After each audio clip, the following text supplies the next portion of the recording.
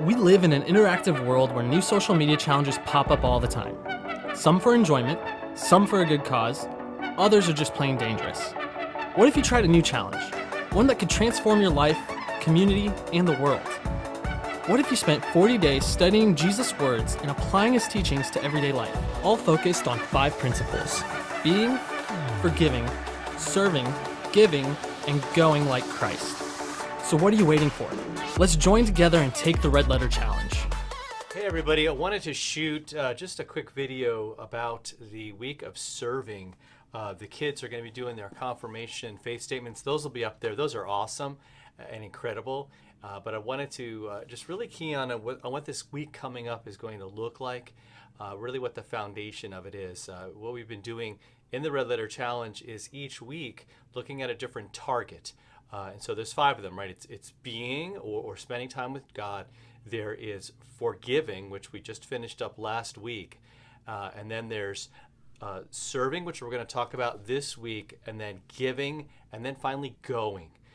And those are really, that's the rhythm of the Christian life, the rhythm of what it means and sort of the, hey, what do I do of being a Christian? And so this whole week, I think it really boils down to, as many of them do, an attitude. Really a sense of who do I think I am? I can remember so many times when I was growing up, I'd be laying back on the couch and just sitting there and I'd say, hey mom, can you go get me a soda or get me some chips or something? And my mom or my dad or whoever else I was trying to get to serve me, they would say, like, what do I look like? Your slave? What do I look like? The help here? Am I am I an employee here? And I work for you? They were like, I don't think so. Because see, they didn't see themselves as my servant, but the bigger problem was that I was seeing them as existing to serve me. And that's what happens sometimes. We're in different situations, like we go out to eat, a huge thing. Especially at a sit-down restaurant, and those people, they're called the wait staff, and they're there to wait on us. But how many times do we go into those going, hey, how can I serve you? I understand, you're not going to necessarily put on an apron or grab a pad of paper and start taking orders, but how often do we have, like, we see people kind of as less than us? This past last week, I was on the road. I was at a hotel just trying to get some work done. I had some time in between conferences, and they were cleaning my room. And I don't work well at Starbucks and places like that. A lot of people love that, and I'm envious of you. But I am wired. I mean, I need a place that's relatively low traffic. And so downstairs, where they have the free breakfast, after breakfast time, it's really pretty empty. There's really nobody there. And so I grabbed a table. There was a spot, with a plug, so I could plug in my computer and do all that good stuff. And I'm going through, and the gal's there with the vacuum, and she's getting ready to vacuum, and I can tell she's kind of waiting for me to either move or whatever, because I'm where she needs to vacuum. There's a rug underneath me, and she's got to get at that. So I jumped up. I said, hey, hold on a second. Let me.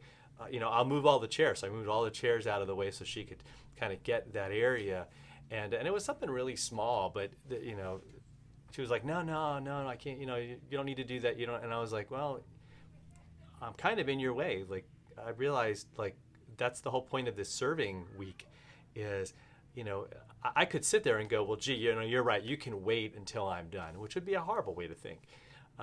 But we get a smaller version of that when I say, you know what, I'm here, I'm paying money to be at this hotel, I deserve whatever space, you all should move out of my way, which is just not what God calls us to be and who he calls us to be. He calls us to be, in Matthew's gospel in chapter 5, he says, we're the salt of the earth, you're the light of the world, you exist to tell other people about God. In fact, Jesus has this vision for us that we would be his, not only his disciples, but his witnesses, his eyewitnesses of his truth, because we've been, and we spent a whole week talking about it, we're forgiven.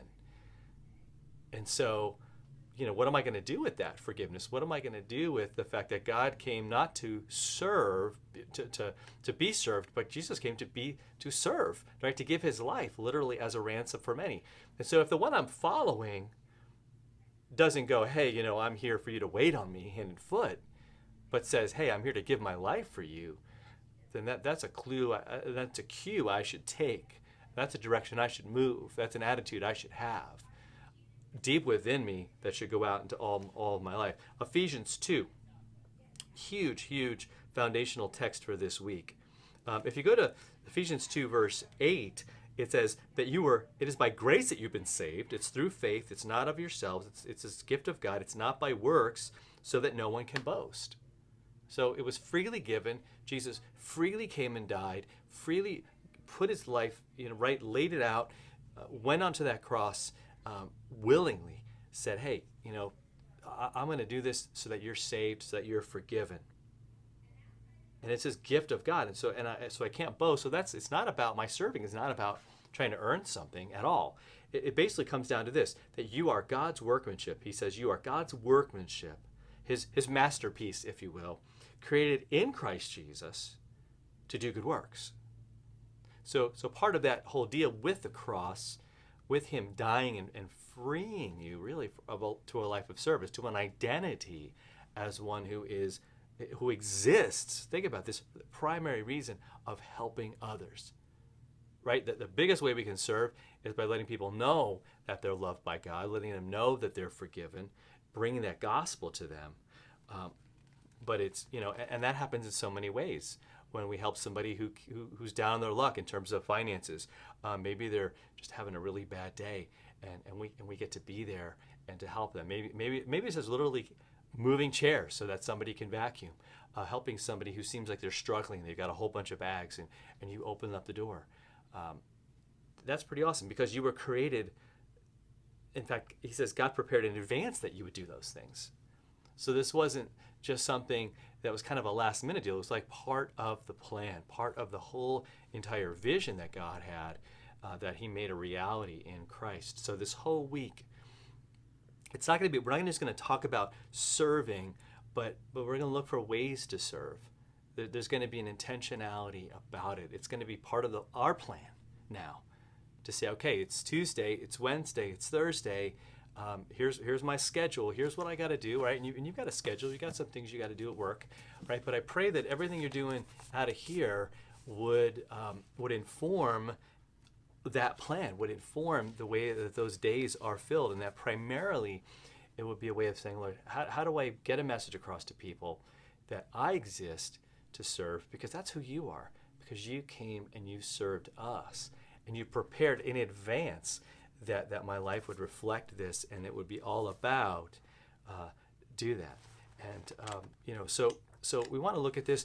It starts in day. I'm trying to grab it here. It'll be day 20, I believe. Let me take a look. Yeah, 20 to 26 is our week of serving. So it's just an amazing thing. So just remember that you're God's masterpiece, created in Christ.